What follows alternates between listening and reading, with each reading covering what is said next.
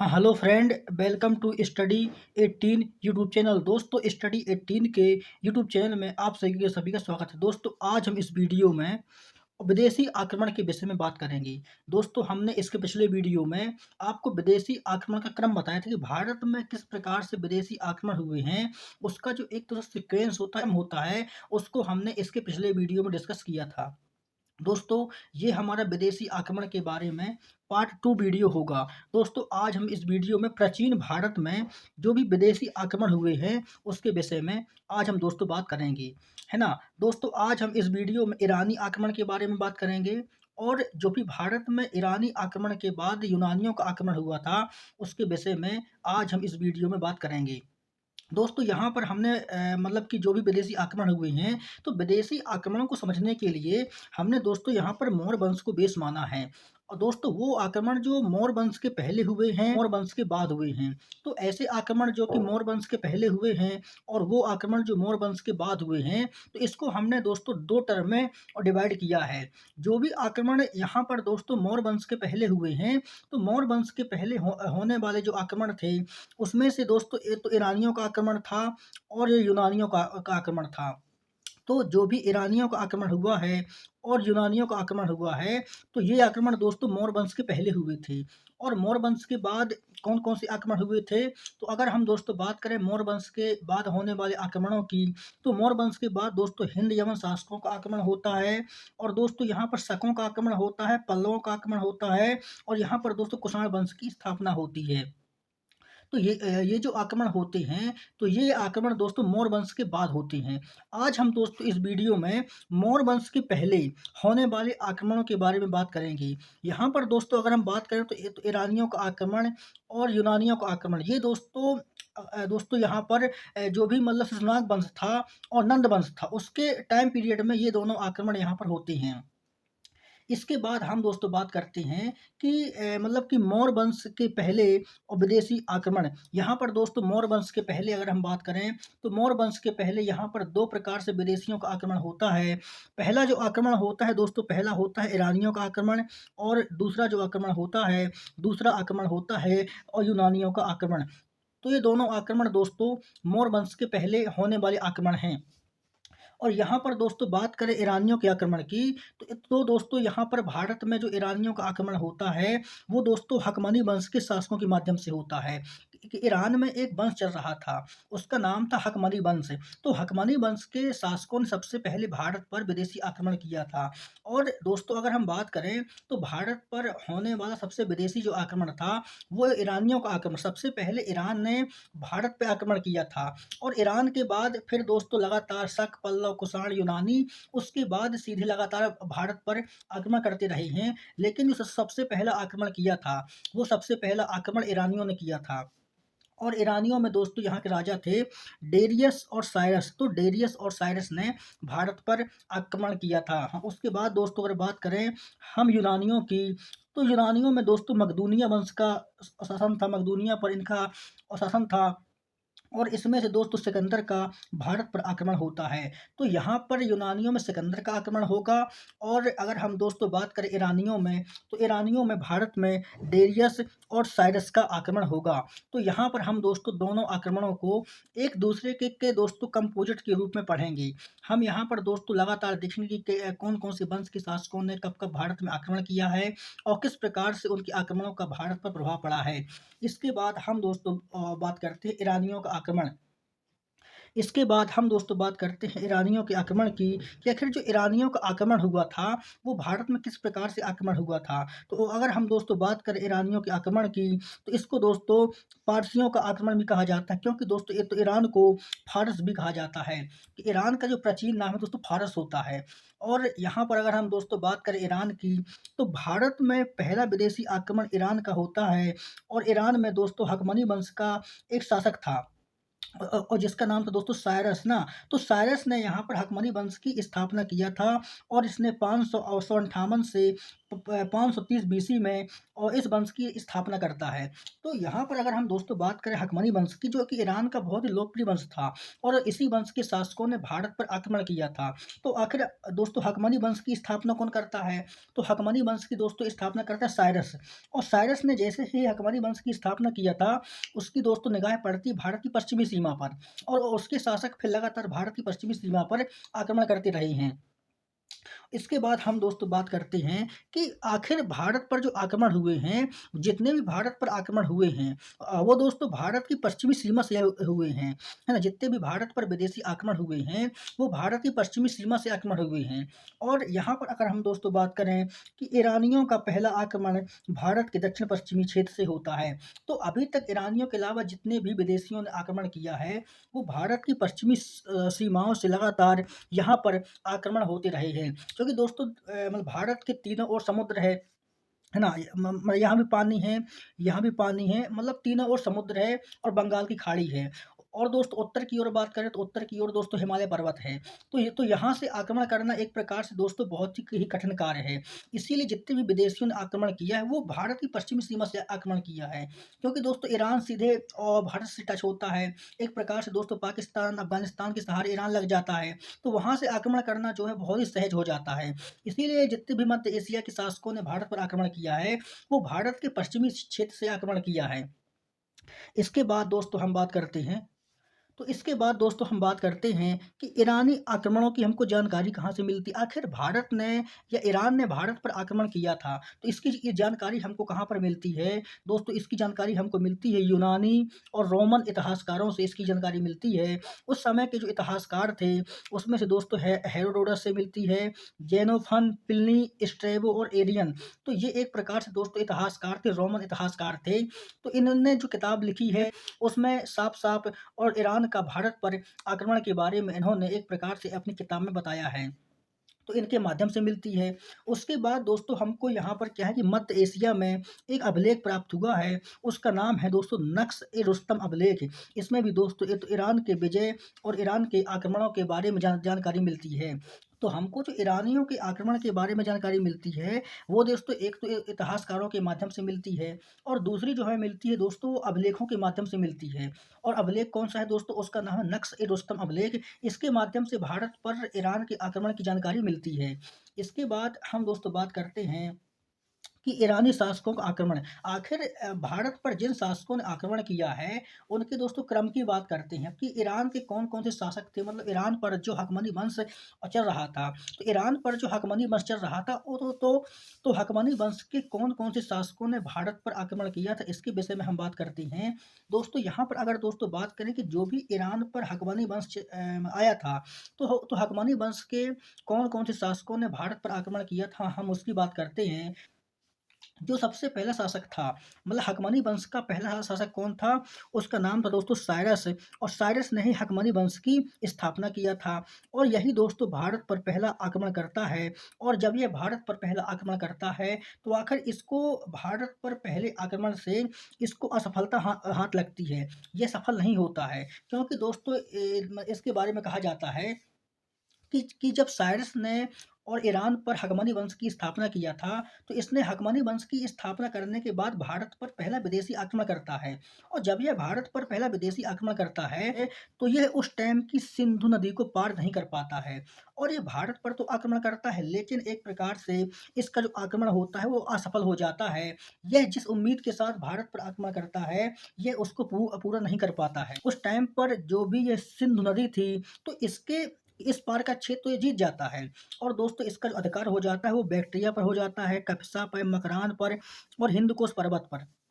तो इन सब जगहों पर इसका अधिकार हो जाता है, लेकिन ये दोस्तों सिंधु को पार नहीं कर पाता है और यहाँ तक ये नहीं पहुँच पाता है। इसीलिए दोस्तों इसके बारे में कहा जाता है कि इसका जो आक्रमण होता है, वो एक प्रकार से असफल आक्रमण होता है, क्योंकि यह जिस उम्मीद से इसने आक्रमण किया था, उसको ये पूरा नहीं कर पाता है।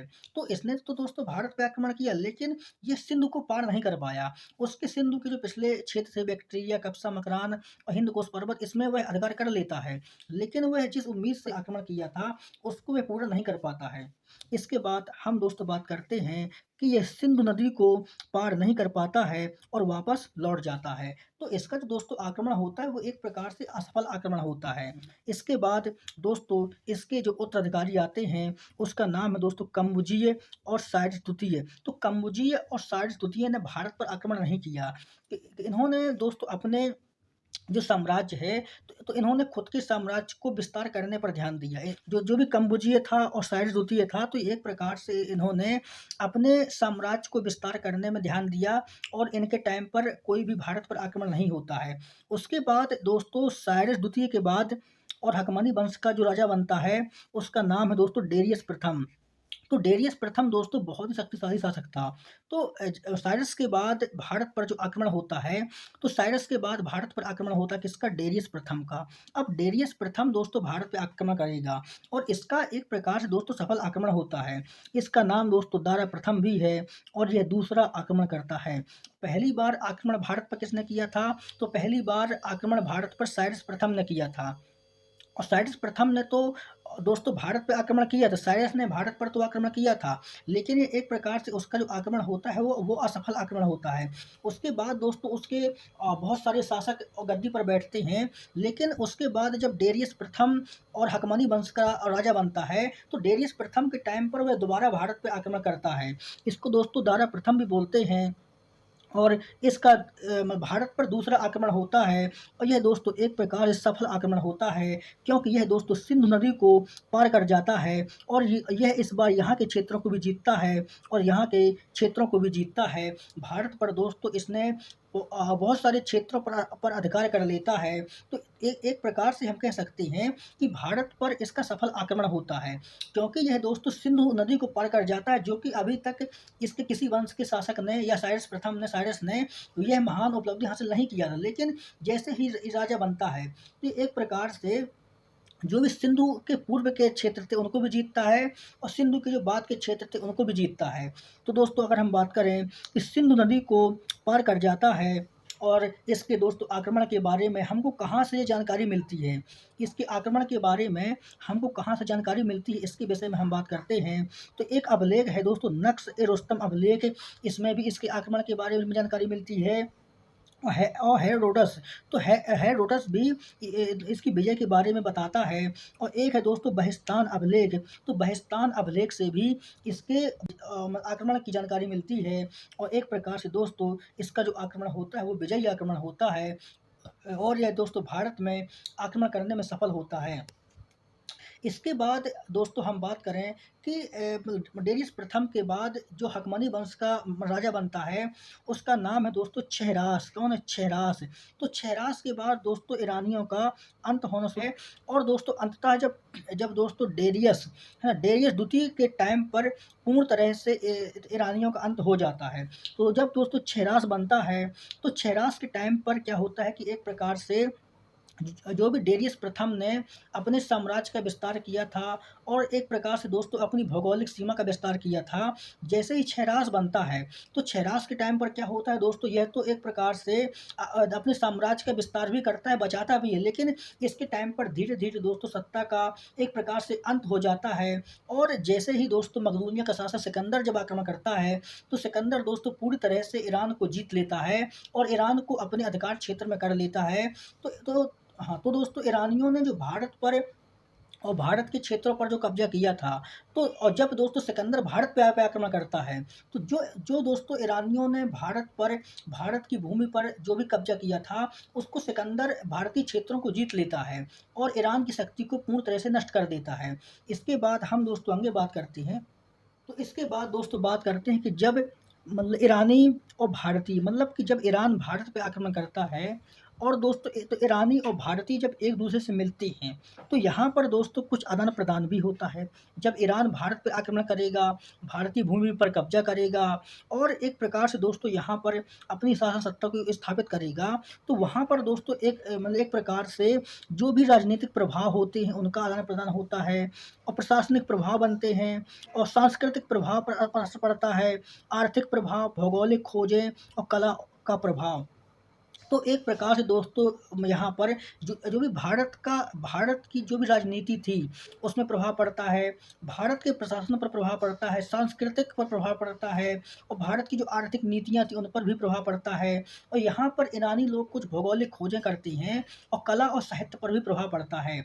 तो वो दोस्तों कौन-कौन सी और दोस्तों नीतियाँ थी कि जिनमें भारत की और ईरान की नीतियों पर भारत पर प्रभाव पड़ता है, उसके बारे में अगर हम दोस्तों बात करें तो यहाँ पर दोस्तों अरमाइक लिपि, खरोष्टी लिपि और अग्नि जलाने की प्रथा, तो यह दोस्तों ईरान में विकसित हुई थी। और जैसे ही ईरानी भारत पर आक्रमण करते हैं, तो भारत ने यह लिपि दोस्तों क्या है कि भारत ने इसको अपना लिया था। मतलब अरमाइक लिपि, खरोष्टी लिपि और अग्नि जलाने का जो सिस्टम है, ये एक प्रकार से दोस्तों भारत में ईरानियों की देन है। और जैसे ही यहाँ पर ईरान का आक्रमण होता है और यहाँ पर दोस्तों तो ईरान के शासक यहाँ पर निवास करते हैं, तो एक प्रलेता कुछ ईरानी कल्चर भारतीय कल्चर को अपनाता है और कुछ भारतीय कल्चर ईरानी कल्चर को अपना लेती हैं। तो इसके बाद हम दोस्तों बात करते हैं कि भारत में चांदी के सिक्के का प्रचलन ईरानियों ने किया था। सबसे पहले दोस्तों भारत पर जो चांदी के सिक्के मिलती हैं, तो कहा जाता है कि भारत पर चांदी के सिक्कों का जो प्रचलन किया था, वो ईरानियों ने किया था। और इसके बाद हम दोस्तों बात करते हैं कि स्काईलैक्स एक नाविक था। स्काईलैक्स दोस्तों ये ईरान का था और स्काईलैक्स नाम का व्यक्ति एक नाविक था। इसने दोस्तों भारत और ईरान के बीच समुद्री व्यापार की खोज किया था और दोस्तों सिंधु नदी पर जाते इसने भारत और ईरान के बीच एक प्रकार से दोस्तों जल मार्ग की खोज किया था। तो स्काईलैक्स और नाम का जो नाविक था, इसने भारत और ईरान के बीच दोस्तों जलमार्ग की खोज किया था। इसके बाद हम दोस्तों बात करते हैं कि इनका अंत कैसे होता है, ईरानियों का अंत कैसे होता है। तो दोस्तों बाद में सिकंदर ने ईरान और भारतीय ईरानी शासन पर अधिकार कर लेता है और ईरानी सत्ता को समाप्त कर देता है। बाद में दोस्तों सिकंदर ने क्या करता है कि सिकंदर बाद में और ईरानी सत्ता को समाप्त कर देता है। इसके बाद हम दोस्तों बात करते हैं, हमने यहाँ पर दोस्तों ईरान के आक्रमण को कंप्लीट समझ लिया है कि जब भारत पर ईरानियों का आक्रमण होता है, उसके बारे में हमने यहाँ पर कंप्लीट जानकारी प्राप्त कर लिया है। इसके बाद हम दोस्तों बात करते हैं यूनानियों का आक्रमण, कि भारत पर जब यूनानियों का आक्रमण होता है, उसके बारे में हम दोस्तों बात करते हैं। तो भारत में ईरानी और यूनानी आक्रमण होता है, जो भारत के पश्चिमी क्षेत्र से होता है। और दोस्तों ईरानी आक्रमण के बाद भारत में यूनानियों का आक्रमण होता है। और दोस्तों यूनानियों में किसका आक्रमण होता है, तो दोस्तों यूनानियों में मकदूनिया का शासक था, उसका नाम था तो दोस्तों सिकंदर। तो मकदूनिया के शासक सिकंदर के द्वारा अब भारत में जो दूसरा आक्रमण होगा, वो भारत में दूसरा आक्रमण दोस्तों जो होगा वो यूनानियों का होगा।